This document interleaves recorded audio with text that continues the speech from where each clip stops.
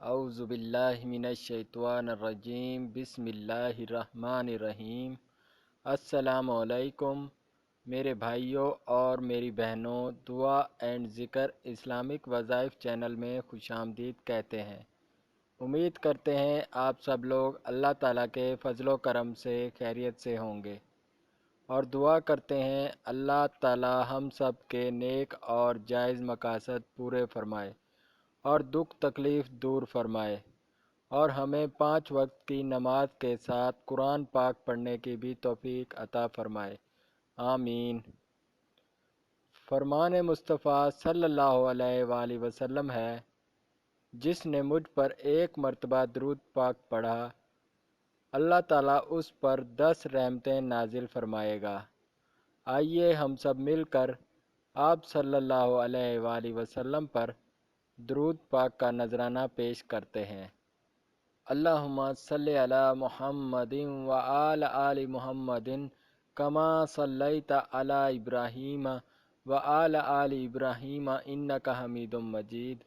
اللہم بارک علی محمد وآل آل محمد کما بارکت علی ابراہیم وآل آل ابراہیم انک حمید مجید۔